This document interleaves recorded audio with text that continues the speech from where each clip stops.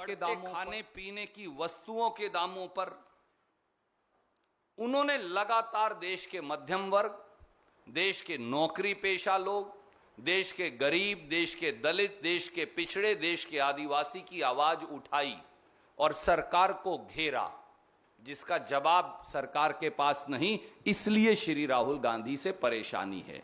तीसरा, डूबती अर्थव्यवस्था और गिरते रुपये को लेकर, एमएसएमई की बदहाली को लेकर, छिनती नौकरियों को लेकर, चौतरफा 45 साल की सबसे भयंकर बेरोजगारी को लेकर, युवाओं के गुस्से को लेकर श्री राहुल गांधी ने सवालों की झड़ी लगाकर मोदी सरकार को घेरा, इसलिए श्री राहुल गांधी से परेशानी है।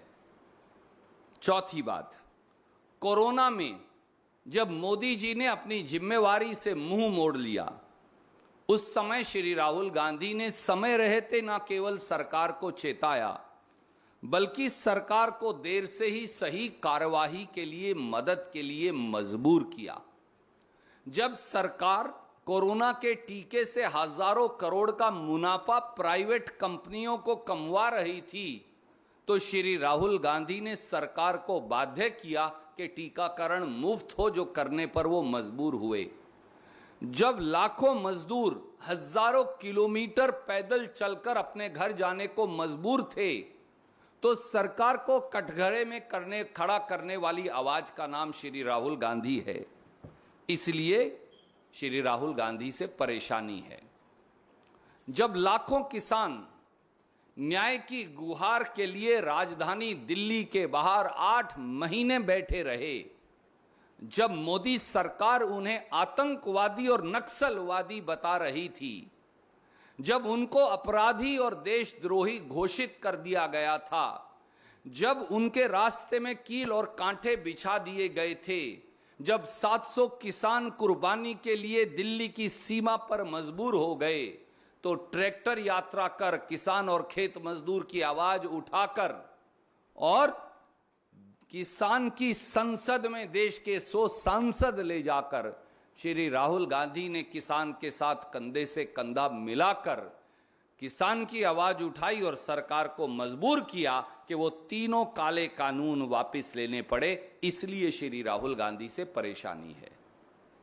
देश में नफरत के माहौल के खिलाफ, भाईचारे व अनेकता में एकता के विचार के लिए एकमात्र आवाज जिसने सरकार की आंख में आंख डालकर कहा कि धर्मांधता और एक विषैले बंटवारे से ये देश और नफरत से इस देश का भला नहीं हो सकता, वे श्री राहुल गांधी हैं।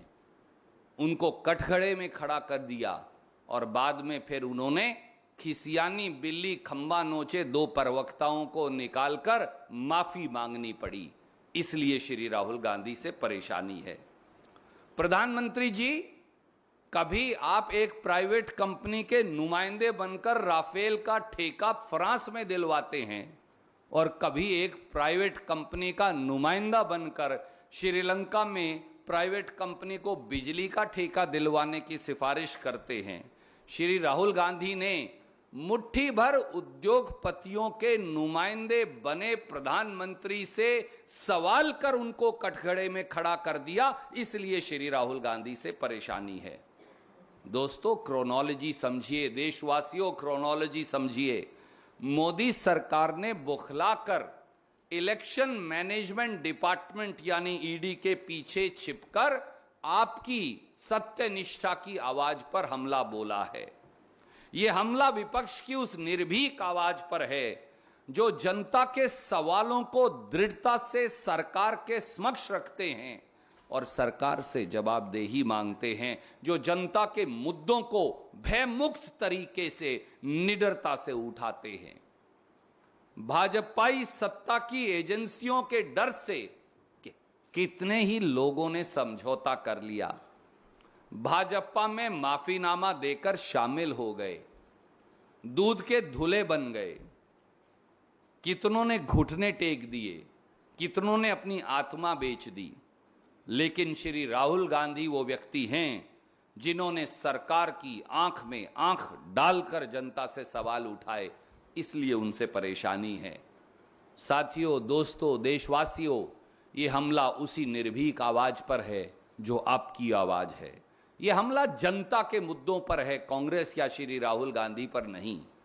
ये हमला बेरोजगारों पर है, ये हमला गरीबों पर है, ये हमला मध्यम वर्ग पर है, ये हमला नौकरी पेशा लोगों पर है, ये हमला महिलाओं, युवाओं, दलितों, पिछड़ों, आदिवासियों पर है। ये हमला देश के संविधान से जुड़े मुद्दों पर सवाल पूछने पर है। इसलिए हम फिर कहते हैं, हम ना डरेंगे, ना झुकेंगे, ना दबेंगे। राहुल गांधी और कांग्रेस देश के लिए लड़ेंगे। कोई प्रश्न आप पूछना चाहें तो एक एक करके आपका स्वागत है। सर, आप कह रहे हैं कि ईडी को आप कह रहे हैं इलेक्शन मैनेजमेंट डिपार्टमेंट, क्या आधार है आपका जो आप कह रहे हैं कि इसको एक तरीके से टूट की तरह सरकार की बात कर रही है? आदरणीय मित्र, ये बताइए, हेमंता बिस्वा शर्मा जी जब कांग्रेस में थे तो लुई बर्गर केस में, शारदा घोटाले में उन्हें ईडी और सीबीआई ने बुलाया या नहीं बुलाया? उसके बाद वो कांग्रेस से दौड़कर भाजपा में शामिल हो गए। आज भाजपा के मुख्यमंत्री हैं। तो कहां गया शारदा घोटाला और कहां गया लुई बर्गर केस और कहां गए ईडी के संबंध? सीएम को चांसलर बनाने वाला बिल बंगाल विधानसभा में पास हो गया। पश्चिम बंगाल विधानसभा में वो बिल पास कर दिया गया जिसके तहत अब राज्य के विश्वविद्यालयों में राज्यपाल की जगह सीएम ही चांसलर होंगे। मेघालय के कई इलाकों में रिक्टर स्केल पर 4 की तीव्रता के भूकंप के झटके महसूस किए गए। उज्जैन में हुई भारी बारिश से महाकाल मंदिर में भी पानी भर गया, जिससे श्रद्धालुओं को काफी दिक्कतों का सामना करना पड़ा। यूक्रेन के पूर्वी हिस्से के बाद अब रूसी सेना ने पश्चिमी इलाकों को भी निशाना बनाना शुरू कर दिया। इसकी शुरुआत तब हुई जब रूस ने पश्चिमी यूक्रेन में मौजूद चोटकीव शहर पर मिसाइलों से हमला कर यूक्रेन के एक हथियार डिपो को तबाह कर दिया। और रूस की तरफ से यह दावा किया गया कि उस गोदाम में पश्चिमी देशों से आए घातक और खतरनाक हथियारों को रखा गया था, जिनका इस्तेमाल यूक्रेन की सेना रूस के सैनिकों के खिलाफ करने वाली थी। लेकिन जैसे ही रूस को इसकी भनक लगी, पुतिन की सेना ने चोटकीव शहर में मौजूद हथियारों के गोदाम को मिसाइल हमले में तबाह कर दिया। दावा है कि हथियारों के गोदाम को उड़ाने के लिए एक के बाद एक 4 मिसाइलें काला सागर से दागी गईं, जिनकी वजह से पूरी इमारत ध्वस्त हो गई। वहीं शहर के गवर्नर ने यह दावा किया कि रूस ने न सिर्फ सैन्य ठिकानों को निशाना बनाया, बल्कि रिहायशी इलाकों में भी बम गिराए। और इस हमले में करीब 22 लोग घायल हो गए, जिनमें एक 12 साल का बच्चा और 7 महिलाएं भी शामिल हैं, जिन्हें इलाज के लिए अस्पताल में भर्ती कराया गया।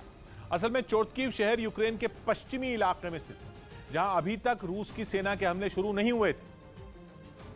लेकिन हथियारों के इस गोदाम को उड़ाने के बाद पश्चिमी मीडिया ये दावा कर रहा है कि पुतिन की फौज ने यूक्रेन के पश्चिमी हिस्से को भी टारगेट करना शुरू कर दिया है, क्योंकि अभी तक रूसी सेना यूक्रेन के पूर्वी इलाके डॉनबास पर कब्जा जमाने में जुटी है और इसके लिए उसने अपनी पूरी ताकत झोंक दी है।